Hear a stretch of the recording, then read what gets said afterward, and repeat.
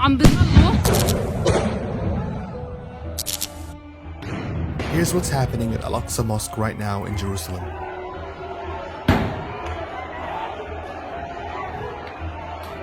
Hundreds of Palestinian worshippers have been tear-gassed, attacked with rubber-coated steel bullets, and arrested by Israeli forces, who stormed the holy mosque during prayer times in an attempt to clear the compound. The Red Crescent says more than 170 people have been injured, with more than 80 transferred to hospital for treatment and at least one person in critical care. So how did all of this start?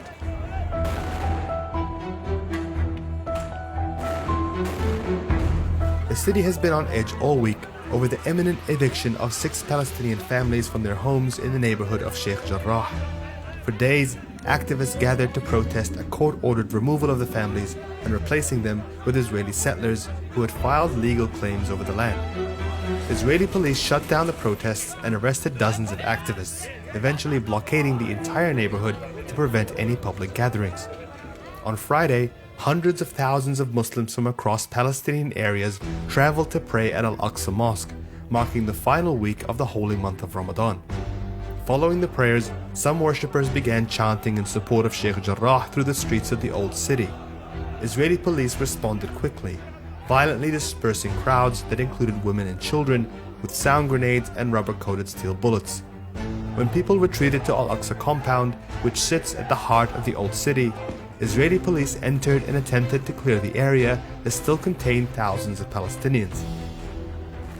Videos that emerged from the night showed grenades thrown at worshippers as they prayed, and several areas including Al-Masjid Al-Qibli were tear-gassed while people were trapped inside.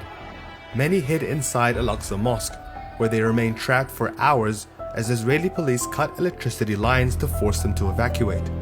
Emergency services are still trying to assess the injuries and restore calm to the civilians still coming to grips with what happened.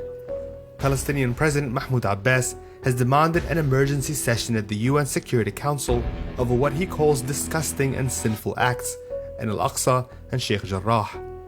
Palestinian civil society has called for a day of anger on Saturday in response to an unprecedented crackdown at one of the holiest sites of Islam during its holiest month.